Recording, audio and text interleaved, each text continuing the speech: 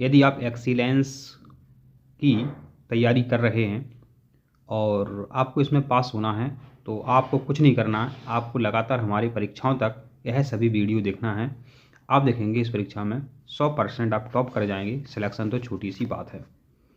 देखिए यहाँ पहला क्वेश्चन आपसे क्या पूछा गया है, हिंदी भाषा की लिपि निम्नलिखित में से कौन सी है? देवनागरी लिपि है।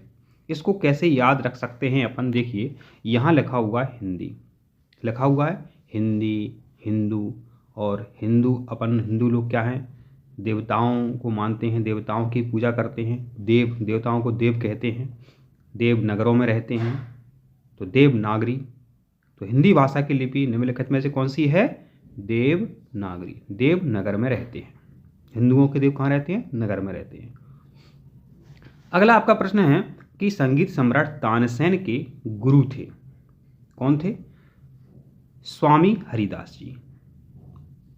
जो संगीत सम्राट तानसेन थे इनके गुरु कौन थे? स्वामी हरिदास जी थे। संगीत सम्राट जो तानसेन है मेरे बच्चों, एक ग्वालियर के रहने वाले थे और अकबर के नौ रत्नों में शामिल थे। ग्वालियर के पास बेहट गांव है। इतना नहीं पूछा जाएगा, सिर्फ पूछा जाएगा कि संगीत सम्राट तानसेन कहाँ के रहने वाले थे? ग्वालियर के रहने वाले थे। इनके गुरु थे स्वामी हरिदास। अब गुरु कैसे होते हैं? गुरु कैसे होते हैं? गुरु स्वामी समान होते हैं, माता पिता। और सूरदास किस रस के सम्राट माने जाते हैं? तो सूरदास जी वात्सल्य रस के सम्राट माने जाते हैं। सूरदास जी ने ऐसी रचनाएं की हैं जिनमें बच्चों से प्रेम झलकता है। वत्स माने बेटा, माने बच्चे। तो सूरदास जी वात्सल्य रस के सम्राट माने जाते हैं क्योंकि इनकी जो रचना है वत्स माने छोटे बच्चों के प्रति स्नेह दर्शाती हैं।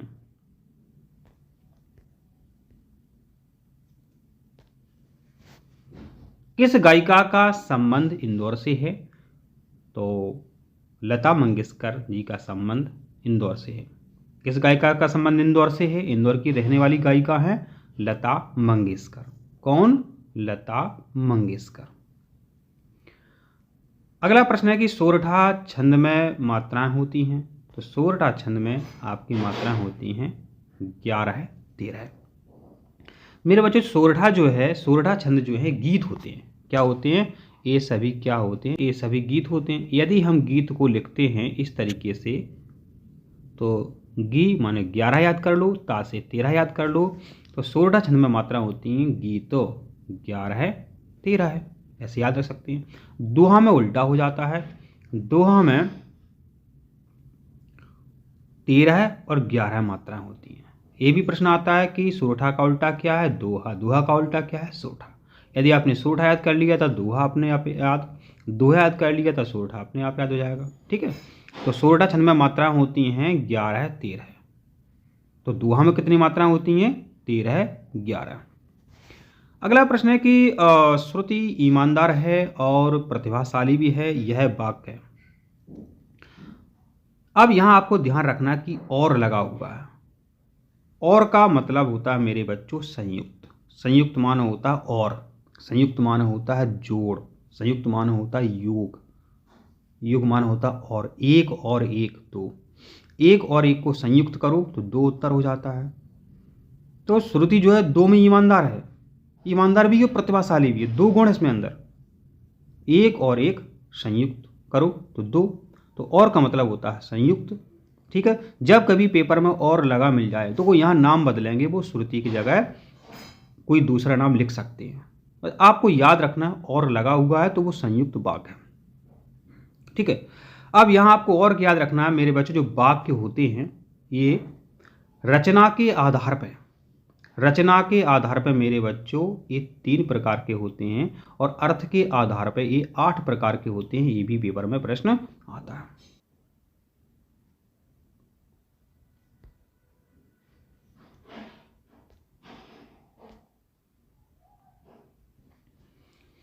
आपका अगला प्रश्न है कि युवावस्था शब्द का संधि विच्छेद है, इसको कैसे अपन आंसर निकालेंगे?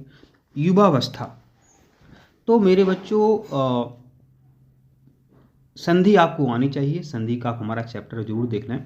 अब आपको यहाँ गौर क्या करना है? युवा, तो अपन यदि युवा लिखते हैं तो इस तरीके से लिखेंगे युवा। यहाँ जो मात्रा है ये बड़ा आ की मात्रा है, तो युवा धन अवस्था बोल करके देख लो, युवा धन अवस्था, युवा धन अवस्था। पहला आपका आंसर सही है। इसमें दीर्घ संधि है। संधियाँ 5 प्रकार की होती हैं, ये आपको पता होना चाहिए। जो स्वर संधि होती हैं वो 5 प्रकार की होती हैं। वैसे संधि 3 प्रकार की होती हैं, स्वर, व्यंजन, विसर्ग। और स्वर संधि 5 प्रकार की होती हैं। ये भी परीक्षा में पूछा गया प्रश्न है।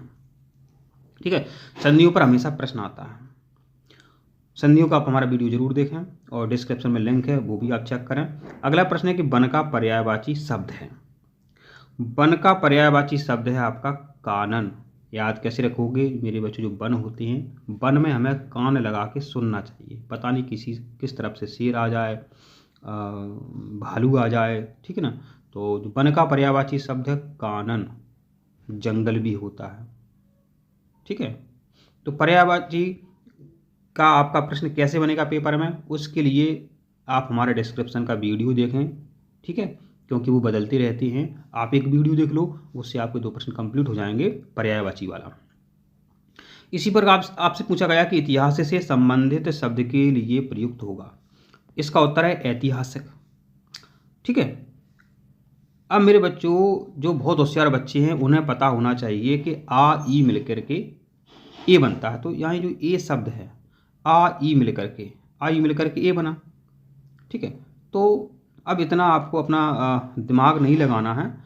इसका भी एक वीडियो है, देखो कुछ की वीडियो है, कुछ तो क्या है आ जाते हैं पेपर में, लेकिन कुछ के लिए आपको पूरा एक वीडियो देखना पड़ेगा, एक टॉपिक देखना पड़ेगा।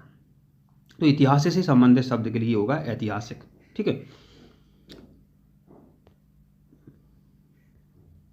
अगला प्रश्न है कि हाथ पांव फूल जाना, इसका मतलब होता है घबरा जाना। अब इसमें क्या ट्रिक्स होगी? ये तो गांव में बोलते रहते हैं हाथ पांव फूल गए, माने घबरा गए। तो ये मुहावरे आपको देखना पड़ेंगे, ठीक है। ट्रिक्स देख लीजिए हमारी, आप वीडियो देख लीजिए, डिस्क्रिप्शन में सब मिल जाएगा आपको। अगला प्रश्न है कि बिरसा मुंडा का संबंध कहाँ से है? तो बिरसा मुंडा का संबंध है झारखंड से। और जो टंट्या भील थे इनका संबंध था छत्तीसगढ़ से, या मध्य प्रदेश भी आ सकता टंट्या भील का, ठीक है। तो टंट्या भील जो है इनका संबंध है आपका मध्य प्रदेश से।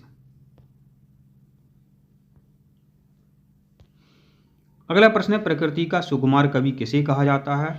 सुमित्रानंदन पंत जी को प्रकृति का सुकुमार कवि कहा जाता है। तुलसीदास जी की रचना नहीं है। तो तुलसीदास जी की रचना नहीं है, कैसे याद रखोगे आप? कैसे याद रखोगे? तो तुलसीदास जी की रचना नहीं है रामचंद्र का, याद कैसे रखोगे? तुलसीदास जी की रचना याद करने के लिए आपको याद रखना पड़ेगा 2 वीर। 2 वीर कौन थे?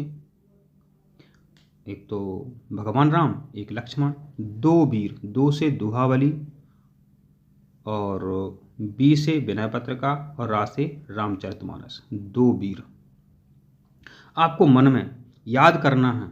2 वीर, दुहावली, विनय पत्रिका और रा से रामचरितमानस तुलसीदास जी की रचना है, ये हमने बता दी। और जो नहीं है वो आप आंसर लगा सकते हैं। अगला जो प्रश्न है मेरे बच्चों आपका, कि जहां उपमेय में उपमान की संभावना व्यक्त की जाती है वहां अलंकार होता है। वहां अलंकार होता है उत्प्रेक्षा। याद कैसे रखोगे? देखिए ऊ आया, ऊ आया, ऊ ऊ ऊ, यहाँ भी ऊ आया, यहाँ भी ऊ आया, ऊ ऊ ऊ, उपमेय, उपमान, उत्प्रेक्षा, ठीक है। ऐसे ही आंसर निकाला जाता है, आपको रटना नहीं है। किस समास में पहला पद प्रधान होता है? ठीक है, किस समास में पहला पद प्रधान होता है? पहला पद प्रधान होता है अव्ययभाव समास में। अब आपने ओलम याद की होगी, आ ई, तो उसमें पहला पद प्रधान क्या है? आ, उसी से बना है आ, उसी से बना है आ, अव्ययभाव समास, ठीक है। पहले क्या आया ओलम में? आ आया, तो उसी से बना अव्ययभाव समास। तो जिस समास में पहला पद प्रधान होता है वहाँ अव्ययभाव समास होता है, ठीक है। कभी कभी ऐसा आ जाए कि जिस समास में संख्या आ जाए तो उत्तर आपको लगाना है द्विगु समास। कभी कभी ऐसा आ जाए कि विशेषता बताई जाए, अच्छा विद्यार्थी, सुंदर विद्यार्थी, अच्छा ताजमहल, नील कमल, नीला कमल, ऐसी विशेषता आए तो अपना रहेगा कर्मधारय समास। और कोई तीसरा अर्थ निकले और कभी कोई तीसरा उत्तर निकल के आए, वहाँ होता है बहुब्रीहि समास। जैसे कि दशानन, 10 हैं आनन, जिसके शब्द आ गया, जैसे रावण। ठीक है, तो इस तरीके से हमने आपको हिंदी के क्वेश्चन बता दिए हैं। अगला वीडियो देखने के लिए आप चैनल को सब्सक्राइब जरूर करें, जिससे कि आप क्वेश्चन मिस ना करें।